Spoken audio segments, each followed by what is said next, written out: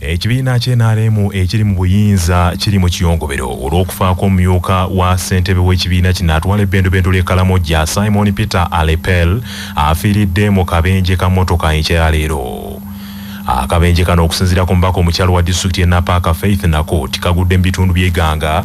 Omugenzi bw'abadde avuga mmotoka okuva e Karamoja ng'ayolekera Kampala okwetaba mu lukiiko olwa CKNRM olutudde mu maka g'obwa pulezidenti Entebbe. It is sad that we have lost our SEC member, the vice chairman for the NRM representing Karamoja, in a tragic accident this morning when he was rushing back from Napak to come and attend a SEC meeting. Unfortunately, a road crash took his life on the spot. We are grieving, the people in Karamoja are grieving because he was one of those, we still had hope he would live longer and his contribution to the region.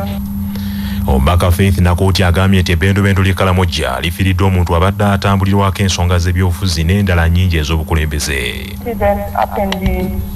Towards the Iganga. He was moving from Napak to Mbale, then from Mbale to Iganga, then around Iganga, a car, he had a head-on collision with another, and then he died on the spot. Olukiiko lubadde luyitiddwa abakulembeze b'ekibuga Kampala okulonda akakiiko akanaawuliriza abantu abagobaganyizibwa mu ntobazi akamanyiddwa nga KCCN Natural Resources and Environment Committee lugudde butaka. Omusasu waffe John Musisiika abituwe. Olukiiko luno luyiise lubadde luyitiddwa abakulembeze mu kibuga ky'eggwanga ekikulu Kampala omuli bannabyabufuzi abalondebwa n'abo abali ku ludda lw'ekikugu wamu ne bekikwatako mu kitongole ekivunaanyizibwa okukuuma n'okutaatira obutonde bw'eggwanga lino ekyannema. Olukiiko luno lubadde lugendereddwamu okulonda akakiiko ak'okukuuma n'okutaatira obutonde bw'ensi mu ggwanga n'okusingira ddala muno mu kibuga Kampala nga akakiiko kano kalambikibwa mu tteeka lya NEMA nti buli kitundu kirina okulonda akakiiko akanaawulirizanga abantu abagenda okusengulwa mu ntobazi n'okugobamu abo batannazituukamu ng'akawano mu Kampala kabadde kagenda kutuumibwa KCCA Natural Resources and Environment Committee wabula tekasobose kulondebwa. Ssenkulu w'ekibuga ky'eggwanga ekikulu Kampala Dorothy Kisaka agamba ebitundu bingi wano mu Kampala bitaaguddwa nnyo omuli emigga, entobazi wamu n'ebifo eby'enkizo so nga akakiiko kano singa kabaddewo kabadde kakubayamba nnyo okubirambika. Kale komiti no tugyetaaga ate eriko abapolitiko n'abatali bapolitiko tukwataganye ekibuga kyaffe tukifuulire ddala smart city nga agenda yaffe bweri ey'ekibuga.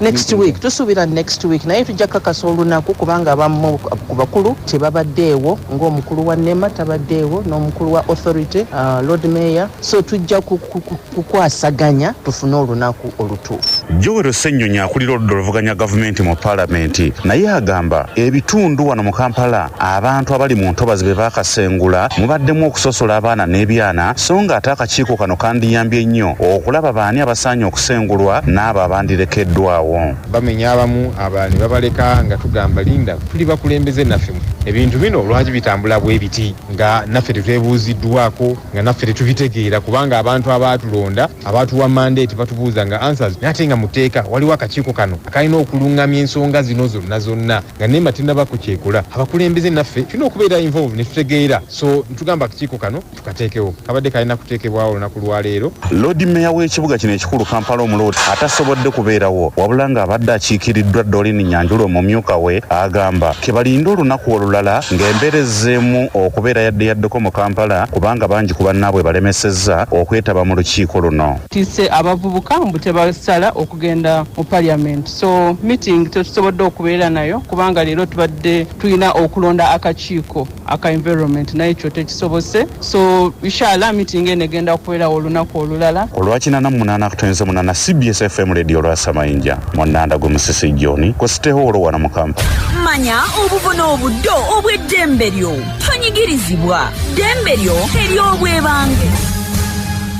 Okutunda amafuta nga tolina ssundiro ly'amafuta opozizza omusango nga munnamateeka amagirani kaziweebwa nnyonnyola. Omuntu yenna eyeenyigira mu kutunda amafuta aga petroli oba ag'emmotoka eyo yonna mu byalo oba mu bubuga obutono nga talina petrol station oba nga talina lukusa lwa njawulo okuva eri abakulu abavunaanyizibwa ku by'amafuta aba azizza omusango era bw'aba akwatiddwa asobola okusibwa ebbanga eritaka wansi wa mwaka mulamba n'okuwa engassi etaka wansi wa bukadde bubiri era n'amafuta ago okumutwalibwako.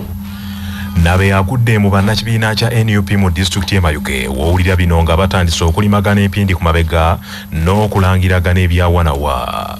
Ssentebe wa NUP Mayuge Magumba Juma agambye nti ekibiina kizzeemu entalo n'okusigagana ettoomi ng'okusinga kivudde ku baayisa abeeyagaliza ebifo by'enjawulo abasensedde disitulikiti eno nga bagenderera okulemesa bannaabwe akalulu ka 2026. Magumba bawadde amagezi nti buli yeegwanyiza ekifo kyonna mu kalulu akajja ayite mu mitendera emituufu so si kugezaako kusiga bannaabwe enziro. Ayise bunnambiro omukwanaganya w'ekibiina kino mu buvanjuba bw'eggwanga Andrew Kaluya atere ayingire mu nsonga zino ng'emberengete ennagaga. Oba okugogola Mayuge kuntwala ediri ku idamu ng'abava enda ya Mayuge bali ku idodi tamu. Omulanga guno gujja ye mukulu Kaluya nti wotasituke mangu nambiro noida no tereza ntalo diri mu Mayuge edda national platform Mayuge ejja kuba n'obuzibu. Talo ediriwo da abantu kuli adagana mu lukwe ng'ate banuupu abandi badiidi era ife tudiwulira buwulire twena tudiidi.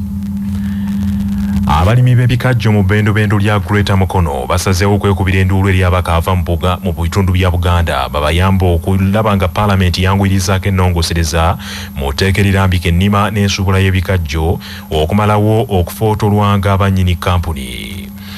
Mu nsisinkano gye babaddemu n'ababaka bano abalimi b'ebikajjo bakirambise nti weetaagisaawo akakiiko ak'enjawulo akayitibwa National Sugarcane Council akanaawulirizanga n'okugereka emiwendo n'ebbeeyi eyeesalira eri kampuni zino kwe zigulira ebikajjo okuva ku balimi kubanga kampuni zino zisusse okubafootola.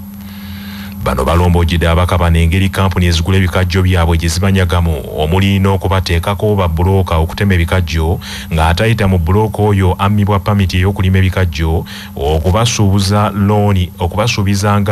okubasasuzanga looni ez'empewo n'ebiringa ebyo. Ange nafiirwa ssente empitirivu nnyo obeera mu nnimiro n'osiitaana n'oteekako abatemi bo nga nze n'otema ebikajjo omuntu omulala sena ne zigenda ku akawunti ye nti yakoze eki yeyatemesezza ebikajjo ebyo. Twafiirwa ssente nnyingi nga sikole tuteekako bacontractors nga tosobola kutema ebikajjo nga toyise mwoyo nga bakugamba ono yayatemye ebikajjo byo obasebo mukyogereko nakyo ekya bulooka oyo.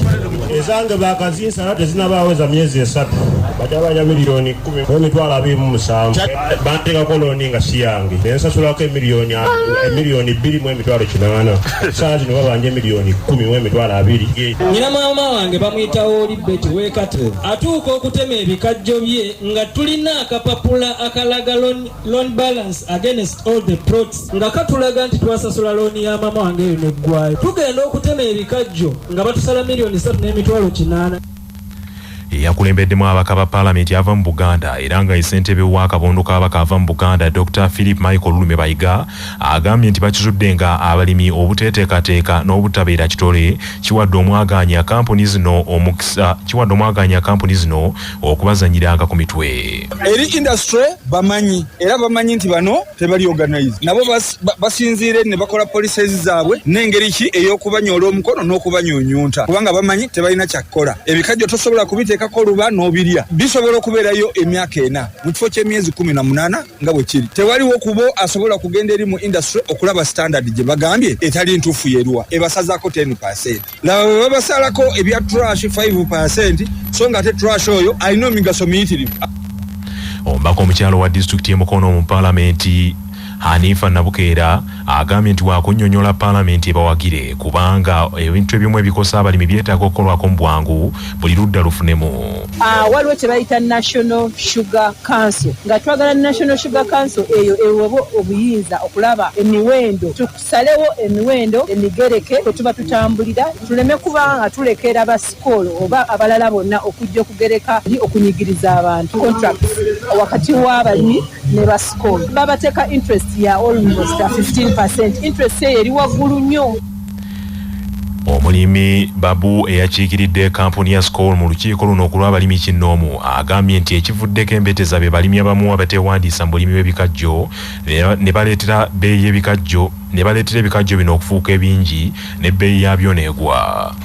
Previously, last 2 years before, and 2021, so the capacity was 3,500. So when it is capacity, like we can talk, 5,000 capacity is there now. Suddenly people are planting more cane. Not only when they are planting more cane and without any registration, we don't know what is the capacity to be taken from the farmer. Now I know all the farmer requested to register. When they are registering, I know how much cane is there.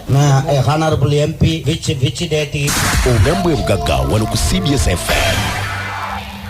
Dr. Deo Kizito Lukyamuzi annyonnyola nti abulabe nnyo omuntu okufuna obulwadde n'abukweka. Obulwadde bwayita obwabazira abantu abakulu babumanyi naye abamu tebabumanyi naye gwe abutegeera. Jjukira nti obulwadde obwo obwabazira bulina ebizibu bye buleeta. N'olwekyo bw'oba ofunye obulwadde obwabazira kwetaagisa okujjanjabibwa amangu ddala nga bwe kisoboka kubanga mudda myaka egyo ng'okuze weeyongedde ojja kufunamu ebizibu eby'okuzibikira so ng'ate singa bakujjanjaba nga bukyali owonera ddala ne oba nga togenda kufuna bizibu ebyo. Tokweka bulwadde, totya kugenda kulaba musawo. Abasawo tebalina kye batalaba.